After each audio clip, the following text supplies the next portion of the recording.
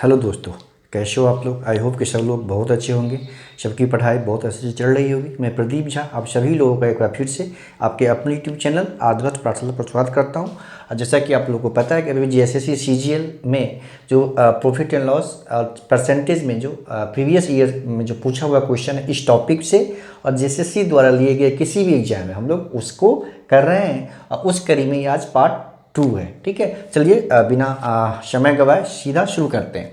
आप क्वेश्चन देख रहे हैं कि जैसे कि एक व्यक्ति एक साइकिल को 1500 रुपया में खरीदता है और उसे 25% की हानि पर बेच देता है। ठीक है, तो उस साइकिल का विक्रय मूल्य ज्ञात करें। मतलब 1500 रुपया में खरीदता है, उससे 25% के हानि पे यानी लॉस पे उसको सेल कर देता है, तो क्या उसका विक्रय मूल्य क्या होगा, उसका जो सेलिंग प्राइस है वो क्या होगा। ये जो पूछा हुआ क्वेश्चन है सचिवालय सेवा मुख्य परीक्षा 2012 में। तो आप देखिए इस तरह के क्वेश्चन पिछले वीडियो मैंने बताया था, जब परसेंटेज का क्वेश्चन हो और प्रॉफिट एंड लॉस का हो और परसेंटेज का हो, कोई पहले का चीज़ आपको गिवन हो, बाद का चीज़ निकालना हो, तो क्या करते हैं यहाँ पे जैसे 1500 जो उसका है सीपी पता है हमें। ठीक, अगर हमें बाद का पहले का सीपी पहले होता है, एसपी बाद में होता है, तो हमें पहले से आगे जाना है। ठीक है, पहले का इंफॉर्मेशन गिवन है, हमको आगे बढ़ना है। तो क्या करते हैं हम, सिंपली 25% की हानि हो रही है तो क्या करते हैं, मैंने बताया है कि 100 - 25 अपॉन 100 करेंगे। बस सिंपली इतना कर लेंगे, आपका आंसर आ जाएगा। देखिए ये 1500 है, ये 1500 हो गया, ये हो गया 75 अपॉन 100, यहाँ से 20 कैंसिल हो गया, तो 75 इंटू 15 करेंगे, 75 इंटू 15 करेंगे तो ये हो जाएगा 5 5 25, 2 7 5 35, 2 37 और ये हो जाएगा 1 है तो 75 हो जाएगा। 5 हो गया, 7 5 2, ये हो गया 7 5 12, 2 1 7 3 10 1 11 1125 सीधा आंसर हो जाएगा इसका। मतलब अगर हम 1500 में किसी ऑब्जेक्ट को खरीदते हैं और 25% हानि पे उसको बेचेंगे तो सेलिंग प्राइस जो होगा वो हो जाएगा आपका आंसर बी 1125 रुपया। कैसे फाइंड किया हमने, तो जो प्राइस है ठीक है उसको पहले लिया और फिर 100 कुछ की 25% का लॉस है, लॉस मतलब माइनस, तो 100 माइनस 25 किया। ठीक है, अपॉन नीचे 100 कर दिया। अगर ये पॉजिटिव होता यानी अगर प्रॉफिट पे सेल करते तो ये 100 प्लस 75 हो जाता।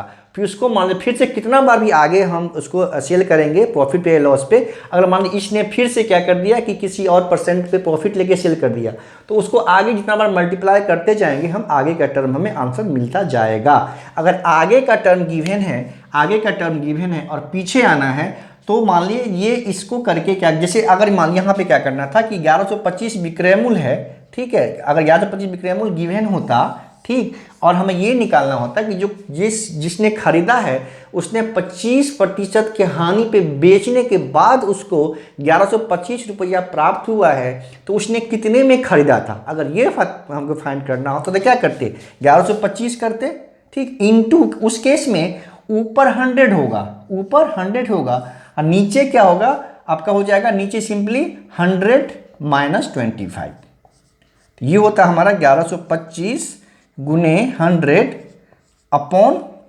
ये 75 हो जाता। तो इसका आंसर हो जाएगा देखिए 25 हो जाएगा, 25 4 जा 100 और 25 5 जा 25 4 जा 100, वो 25 5 जा 125 हो गया और 25 3 जा हो गया। ठीक, ये फिर 15 जा हो गया, आंसर हो गया 1500। तो इससे ये पता चला अगर पहले का गिवन है बाद का करना है तो ऊपर नीचे कांस्टेंट रहेगा 100, ऊपर में अगर प्रॉफिट है तो या इंक्रीज हो रहा है तो प्लस करेंगे और नीचे अगर ऊपर में अगर लॉस या डिक्रीज हो रहा है तो माइनस करेंगे। अगर बाद का गिवन है और हमें पहले का पता करना है उस केस में ऊपर कांस्टेंट रहेगा 100 और नीचे उसी के अकॉर्डिंगली अगर पॉजिटिव या प्रॉफिट है, इंक्रीज या प्रॉफिट है तो 100 प्लस उतना हो जाएगा परसेंटेज वाला, अगर लॉस या डिक्रीज है तो माइनस हो जाएगा। और ये कितना बार भी फाइंड करना हो, सिंपली आपको कोई फार्मूला याद रखने की ज़रूरत नहीं है। अगर ये एक ही बार, अगर मान लो ये फिर से मान लो ये इतना में खरीदा, कोई इतना में बेचा, और जिसने ये खरीदा वो फिर से मान लो इस पर 25% का लाभ लेके बेच दिया, तो सिंपली क्या करते हैं हम उसको 100 प्लस 100 ये 25 करते इंटू 100 कर देते, तो फिर क्या होता है, इसका दूसरे वाले के लिए सीपी हो गया ये, और फिर बाद में उसको बेचता तो फिर टोटल फाइनल उसका सेलिंग प्राइस अब कितना कॉस्ट है वो निकल जाएगा। तो एक बार नहीं, मल्टीपल टाइम्स अगर प्रॉफिट परसेंटेज या लॉस पे बेच या खरीद रहा है कोई, तो उसी के अकॉर्डिंगली हम आगे बढ़ते जाएंगे। फाइनली जो आंसर आएगा वो हमारा आंसर हो जाएगा, जो फाइनली जो आएगा कैलकुलेशन करके वो हमारा आंसर हो जाएगा।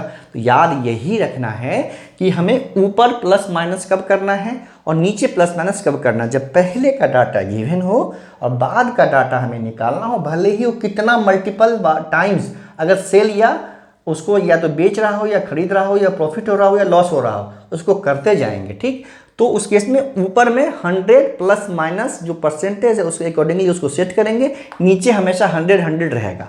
अगर बाद का हमें गिवन हो, अब पहले पीछे का निकालना हो, उस केस में बाद वाले को लेंगे, और उस केस में ऊपर में 100 कांस्टेंट रहेगा, और नीचे क्या होगा, अगर प्रॉफिट या इंक्रीज कर रहा है तो 100 में उसको ऐड कर देंगे, अगर डिक्रीज या लॉस हो रहा है तो 100 में उसको माइनस कर देंगे, जैसा हमने इस केस में किया।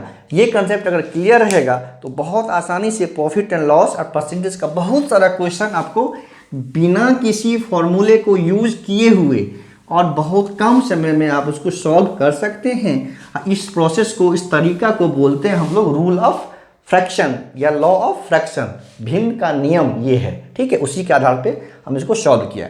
अगला क्वेश्चन देखिए कि यदि किसी घन का प्रत्येक किनारा 50% बढ़ाया जाता है, ठीक, तो उसके पृष्ठ क्षेत्रफल, आपको ध्यान देना है, पृष्ठ एरिया जो है कितने प्रतिशत की वृद्धि होगी। ठीक है, एरिया में कितने प्रतिशत की वृद्धि होगी। तो ऐसा क्वेश्चन को सॉल्व करने के लिए जब भी आपको इस तरह का क्वेश्चन आए, ठीक है, जैसे एक का मतलब लेंथ ब्रेथ में कुछ परसेंटेज इंक्रीज कर रहा है, तो एरिया में कितना प्रतिशत का इंक्रीज हो जाएगा। तो देखिए, अगर मान लीजिए किसी शेप का लेंथ x% इंक्रीज कर रहा है और ब्रेथ यानी चौड़ाई उसकी y% इंक्रीज कर रहा है, ठीक, लेंथ x%, ब्रेथ y%, तो एरिया में कितना प्रतिशत का इंक्रीज हो जाएगा। तो आपको याद रखना है x plus Y plus XY/100। बस इस कैलकुलेशन के आधार पे जब भी जितना भी 2 डायमेंशनल या 3 डायमेंशनल कोई भी फिगर हो, उसमें अगर उसका जो किनारा है उसमें कुछ परसेंटेज का वृद्धि हो रहा हो, तो क्या होगा, उसमें ओवरऑल उसका एरिया में क्या इंक्रीमेंट होगा परसेंट वाइज। तो सिंपली इस फार्मूला को यूज करना है। जैसे यहाँ पे देखिए, क्योंकि घन है तो घन में क्या होता है, सभी भुजा बराबर होता है। तो अगर लेंथ 50% वृद्धि हो रहा है तो उसका विड्थ भी 50% वृद्धि होगा। उस केस में एरिया पे कितने प्रतिशत की वृद्धि हो जाएगी, ये हो जाएगा सिंपली 50 + 50 इंटू 50/100। ये ऐसा इसीलिए कि इसमें लेंथ ब्रेथ घन में सभी किनारा बराबर होता है, तो 2 बार लेना है उसको। लेंथ ब्रेथ बराबर है तो यहाँ पे x y नहीं, यहाँ पे दोनों 50-50 ही है, तो x के प्लेस पे भी 50 होगा और y के प्लेस पे भी 50 होगा। अब इसको सॉल्व कीजिए, ये हो गया हमारा 100 प्लस ये हो गया 2500/100, यहाँ से ये 20 कैंसिल, तो 100 प्लस 25, ये हो गया आपका 125% की वृद्धि हो जाएगी इसके एरिया में। अब देखना है हमारा आंसर इसका कौन सा होगा, तो देखिए आप आंसर इसका हो गया डी। ये भी क्वेश्चन सेम यानी सचिवालय सेवा मुख्य परीक्षा 2012 जेएसएससी के द्वारा जो एग्जाम लिया गया था उसमें पूछा गया है। तो जब भी कोई फिगर हो उसमें उसकी भुजा में जितना प्रतिशत का वृद्धि हो रहा हो, तो जैसे मान लीजिए स्क्वायर है कोई या कोई रेक्टेंगल है, कोई भी अगर हो जिसका भुजा, जैसे स्क्वायर में भुजा एक ही होता है तो एक ही भुजा बढ़ेगा तो 2 बार उसको भी लेंगे। अगर रेक्टेंगल में लेंथ इंटू ब्रेथ होगा तो उसको x एंड y कर लेंगे। ठीक है, तो ये अलग अलग होता है, उसमें लेंथ और ब्रेथ। जैसे घन है, घन में सारी भुजा एक समान होती है। घनाभ होगा उसमें लेंथ और ब्रेथ अलग अलग होगा। तो जहाँ पे बराबर होगा वहाँ पे जैसे एक्स हुआ, यहाँ पे एक्स भी 50 है, वाई भी 50 है, तो 2 बार 50-50 ले लिया। जहाँ जैसे स्क्वायर जब होगा वहाँ पे भी लेंथ और ब्रेथ इक्वल होगा, तो वहाँ पे एक्स के प्लेस पे भी जो नंबर आएगा वही वाई के प्लेस पे भी आएगा। लेकिन अगर रेक्टेंगल होगा तो वहाँ पे लंबाई और चौड़ाई दोनों अलग अलग होता है, तो वहाँ पे एक्स और वाई का वैल्यू अलग अलग होगा। लेकिन फॉर्मूला यही यूज होगा, X plus Y plus X Y upon 100। हमेशा आपको इस तरह से आप अगर किसी फिगर का अगर भुजा में जितना प्रतिशत का इंक्रीमेंट हो रहा है उसके एरिया में क्या इम्पैक्ट पड़ेगा, उसका हम इस फॉर्मूले से बहुत सिंपली बहुत आसानी से सॉल्व कर सकते हैं। अब देखिए अगला क्वेश्चन है कि शुद्ध दूध वाले एक कंटेनर से, ठीक है, 10% दूध निकाल कर पानी मिलाया जाता है। पानी मिलाने का आशय यहाँ ये है कि जितना दूध निकालते हैं उतना ही पानी मिला दिया जाता है, तथा इस प्रक्रिया को 3 बार दोहराया जाता है। मतलब 3 बार किया जाता है। एक बार निकाला 10% दूध निकाल लिया, फिर 10% पानी मिला दिया, फिर दोबारा फिर 10% दूध उसमें से निकाल लिया मिक्सचर में से, फिर क्या किया 10% पानी मिला दिया। ये प्रक्रिया को 3 बार किया जाता है, 3 टाइम्स। तो फाइनली कंटेनर में अब जो दूध बचेगा, अब तो 3 बार पानी मिला दिया तो दूध तो जितना है पहले की तरह नहीं बचेगा, उसमें दूध एग्जैक्टली प्योर दूध की मात्रा तो कम हो जाएगी क्योंकि अच्छा खासा हमने पानी मिक्स कर दिया है। तो ये पूछ रहा है कि फाइनली लास्ट में कितना प्रतिशत दूध बचेगा प्योर मिल्क, ये हमें पता करना है। तो बहुत सरल है ये क्वेश्चन। देखिए क्या करना है आपको, मान लीजिए परसेंटेज में दिया हो तो मान लेते हैं हम पहले जो था मिल्क उसमें 100 लीटर मिल्क था, परसेंटेज फाइंड करना है, इसलिए हमने वहाँ पे 100 ले लिया। इनिशियली उस कंटेनर में 100 लीटर मिल्क या 100 kg मिल्क उसमें था, ठीक, प्रारंभ में। अब 3 बार प्रोसेस करना है। तो अब देखिए वही प्रोसेस जो लॉ ऑफ फ्रैक्शन का किया है उसी प्रोसेस से हम यहाँ भी करेंगे। 100 इंटू 10% माइनस करना है तो क्या होगा 100 माइनस 10 अपॉन 100। 3 बार है तो 100 माइनस 10 अपॉन 100, फिर 100 माइनस 10 अपॉन 100। तो ये हो गया हमारा 100 into 90 upon 100 into 90 upon 100 into 90 upon 100।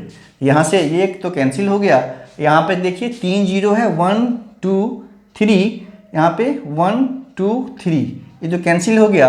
और 9 9 जा 81, 81 इंटू 9 अपॉन ये नीचे 10 बचा, ये हो गया 9 और ये हो गया 72 अपॉन 10, मतलब 72.9% अब मिल्क उसमें बच गया। 100 लीटर था ये इनिशियली में, अब लास्ट में 72.9%, यानी अगर 100% मतलब टोटल हो गया तो 72.9% अब जो है इसमें प्योर मिल्क बचेगा, जबकि इनिशियली ये कितना था 100। ये भी क्वेश्चन पूछा हुआ है सेम, यानी सचिवालय सेवा मुक्त परीक्षा 2012 में। इसको एक तरीका और समझ लीजिए आप। कभी कभी क्या होगा, ये तो ठीक है परसेंटेज में गिवन था, हमने ऐसे फाइंड कर लिया इसको, ठीक।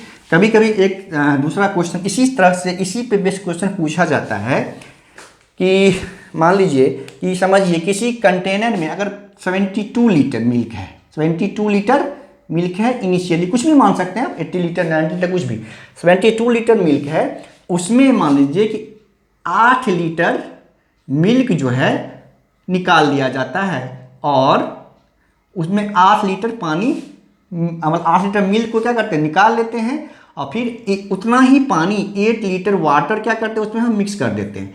ये प्रोसेस किया जाता है 3 टाइम्स, यानी 3 बार किया जाता है, ठीक। उस केस में क्या है कि फाइनली लास्ट में जो 72 लीटर जो मिल्क था प्योर मिल्क, उसमें 3 बार ये पानी मिलाने के बाद कितना मिल्क बचेगा, ठीक है। तो लग रहा होगा कि थोड़ा इसी तरह का है, ठीक है, इसी तरह का कि थोड़ा सा डिफरेंस है। इसको क्वेश्चन को हम 2 तरीके से कर सकते हैं। पहला देखिए कि 72, सॉरी 72 ने इसको 80 मान लेते हैं, इसलिए कि परसेंट में थोड़ा सा आसानी होगी करने में, इसको 80 मान लेते हैं क्योंकि परसेंटेज वाइज इसको करना थोड़ा सा आसान होगा। ये 72 नहीं, इसको हम लोग 80 मान लेते हैं, बस समझाने के लिए ये कर रहा हूँ। ये 80 लीटर मान लीजिए इसमें मिल्क है इनिशियली, ठीक। अब देखिए इसको दो तरीका से हम कर सकते हैं। पहला तरीका ये है कि पहले तो देखिए 80 लीटर मिल्क है, 8 लीटर हम निकाल रहे हैं, तो 8 जो है 80 का कितना प्रतिशत है, 10% है, ये तो पता है आपको। 8 जो है 80 का 10% है, ठीक। अब तो अगर परसेंटेज वाइज करेंगे तो ये अभी जो किया वैसे कर लेंगे, यानी 80 × 10, मतलब हर एक बार 10%, हर एक बार 10% मिल्क हम निकाल रहे हैं और उतना ही पानी मिला दे रहे हैं, तो उस केस में वही सेम हो जाएगा 100 - 10/100, 100 - 10/100 इंटू 100 - 10/100। क्लियर है? तो यहाँ पे फिर वही हो जाएगा 80 हो गया, ये 80 गुने 90/100 गुने 90/100 गुने 90/100, ठीक। यहाँ पे देखिए आप लोग का आपका 10 20 30 40 है ना, 10 20 30 40 ये कैंसिल हो गया। ऊपर बच गया आपको 8 × 9 × 9 × 9, ठीक। नीचे हो गया आपका 8 हो गया, हाँ सॉरी 100 हो गया, ये हो गया आपका 100 हो गया, ठीक। अब देखिए 9 9 81, 81 इंटू 9 करेंगे 70, 729 होता है, ये 8 × 729 हो गया अपॉन आपका 100 हो गया। इसको मल्टीप्लाई करके परसेंटेज में हम सिंपली इसको कर सकते हैं, 729 इंटू 8, ये हो गया आपका 5832। देखिए ये हो गया आपका 5832/100, तो ये हो गया आपका, इस मीन्स 58.32 लीटर जो है फाइनली मिल्क बचेगा। तो इसका एक प्रोसेस ये हुआ कि 8 जो है 80 का 10% है, तो हमने उसको फाइंड कर लिया, और 10% है तो 3 बार उसको 100 10% माइनस कर दिया, उस हिसाब से फाइंड कर दिया जैसे हमने इसका किया था। इसका एक दूसरा तरीका भी है, कभी कभी परसेंटेज आपको निकालना उतना सरल नहीं होगा, यहाँ पे तो 10 सीधा सीधा आ गया। तो दूसरा तरीका इसका ये है कि अगर परसेंटेज आप नहीं निकालना चाहते हैं तो दूसरा तरीका इसका देखिए क्या है। जैसे 80 लीटर है, उसमें से 8 लीटर हम निकाल लेंगे तो कितना बचेगा, 72 लीटर, 72 बचेगा। क्लियर है? तो 3 बार प्रोसेस करना है तो वही करेंगे हम। देखिए 80 इनिशियल था, ठीक, बचेगा कितना, बचेगा 72 पहली बार में, 72/100, सॉरी 72/80 होगा फिर ये, क्योंकि परसेंटेज नहीं 80, 72/80,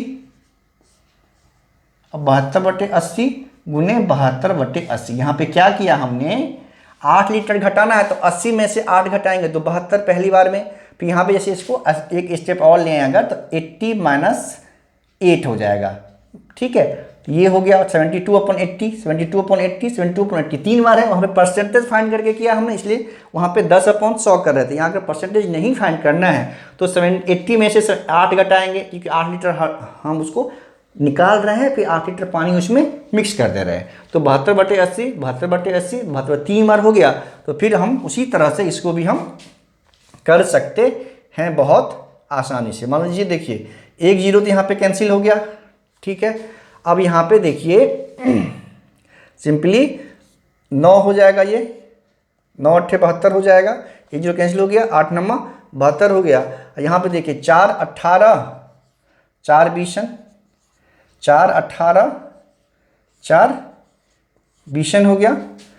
फिर यहाँ पे और भी जो है कैंसिल हो जाएगा। यहाँ पे अगर हम 2 से करें तो 2 9 2 दाहिन, 2 9 2 दाहिन। देखिए फाइनली वही आ गया 9 × 9 × 8, तो वही आ गया 5832/100, यानी 58.32 लीटर जो है फाइनली क्या बचेगा, मिल्क बचेगा इसमें। तो मैंने आपको समझाया कि इसको दो तरीका से, इस तरह के क्वेश्चन को दो तरीका से कर सकते हैं, या तो परसेंटेज निकाल के आप वैसे कर सकते हैं, या तो डायरेक्ट भी आप कर सकते हैं। तो जो आपको सूट करे आप उसी हिसाब से इस क्वेश्चन को, इस तरह के क्वेश्चन को सॉल्व कर सकते हैं। कोई फर्क नहीं पड़ता है कितना बार दूध या कोई भी जो भी ओरिजिनल मटेरियल है उसको निकाल के हम पानी मिक्स करते हैं, 3 बार 4 बार 5 बार, कितना भी बार हो, यही प्रोसेस आपको वहाँ पे यूज करना है। ठीक है, अगला क्वेश्चन देखिए कि किसी उत्पाद का बिक्री मूल्य प्राप्त, ये भी क्वेश्चन जो है आपका उसी सचिवालय सेवामुक्त परीक्षा 2012 में पूछा गया। एक ही साल में पिछला जो फर्स्ट वीडियो था उसमें भी दो क्वेश्चन संभवतः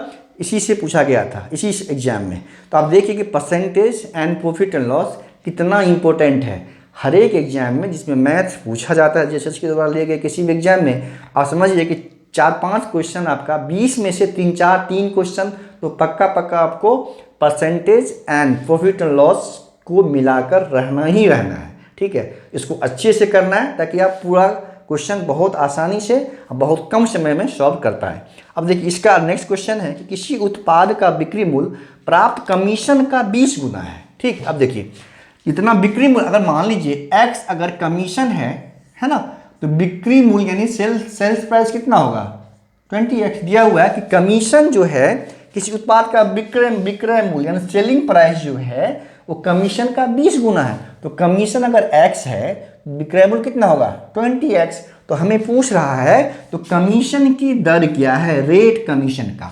तो पता है आपको कि रेट पता करना हो तो क्या करते हैं, जो कमीशन है अपॉन टोटल इंटू 100, सिंपल यही हमारा रेट होता है।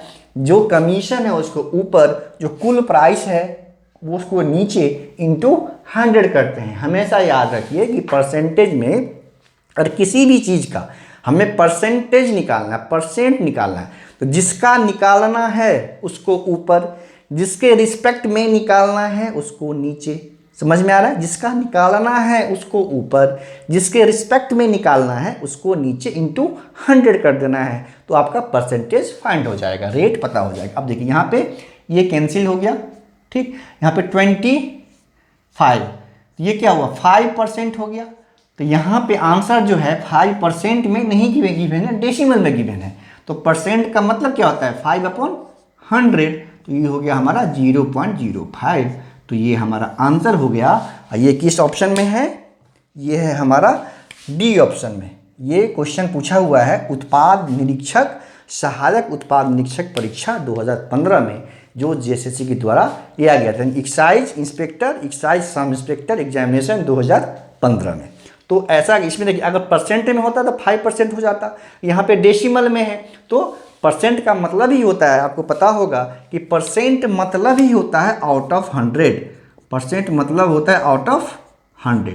तो सिंपली इसको डेसिमल में कन्वर्ट करने के लिए क्या किया हमने, परसेंट मतलब 5% मतलब 5/100, ये हो जाएगा 0.05। तो इस तरह से जितने भी क्वेश्चन पूछा गया प्रॉफिट एंड लॉस में, हम कोशिश करेंगे कि सारे क्वेश्चन को लेके आएँ और अच्छे से समझा दें ताकि आपको प्रॉफिट एंड लॉस से कोई भी क्वेश्चन छूट ना जाए और गलत ना हो। इसी तरह से हर एक टॉपिक को लेके आएंगे जिस टॉपिक से जेएसएससी के द्वारा क्वेश्चन पूछा गया है, और ये बेसिकली प्रीवियस ईयर है। तो टॉपिक वाइज इस टॉपिक से जेएसएससी के द्वारा कौन कौन से क्वेश्चन पूछा गया है हम उसको लेकर आ रहे हैं। इससे पहले जो है हम नंबर सिस्टम का पार्ट जो है कर चुके हैं, उससे पहले जो सीजीएल 2016 में हुआ था उसको हमने एक साथ करवा दिया है। अब हम प्रॉफिट एंड लॉस टॉपिक में जो जेएसएससी द्वारा किसी भी एग्जाम में लिया गया जो क्वेश्चन पूछा है उसको हम कर रहे हैं, और इसी तरह से सभी टॉपिक को लेकर आएंगे।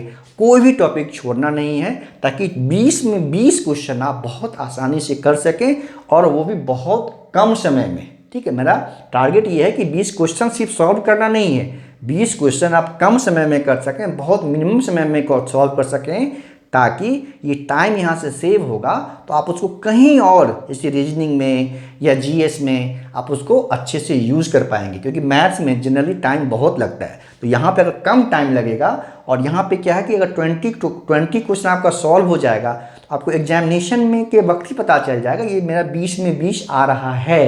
रीजनिंग में भी ऐसे ही 20 में 20 आ रहा है, लेकिन जीएस आप जब सॉल्व करेंगे तो उसमें कुछ गलतियां होगी ही होगी। तो मैथ रीजनिंग ये दो ऐसा सेक्शन है जिसमें आपको एग्जामिनेशन हॉल में ही पता चल जाएगा कि ये मेरा 40 में 40 क्वेश्चन मैंने स्कोर मेरा सारा का सारा किया हुआ है, सही है। अगर इसको आप फुल एक्यूरेसी के साथ बहुत कम समय में अगर आपने सॉल्व कर लिया तो आप देखिएगा इसका इम्पैक्ट जो है आपका बाकी सेक्शन पे पड़ेगा। कॉन्फिडेंस लेवल इतना बढ़ जाएगा आपका कि वो सेक्शन भी, क्योंकि आपके पास बहुत टाइम बचेगा उसको सॉल्व करने के लिए, ठीक है। तो ऑटोमेटिकली ये कॉन्फिडेंस लेवल आपको उस सेक्शन में काम आएगा और वो सेक्शन भी आपका अच्छा जाएगा, ठीक है। जल्दी मिलते हैं इसके नेक्स्ट क्वेश्चन के साथ, तब तक के लिए धन्यवाद।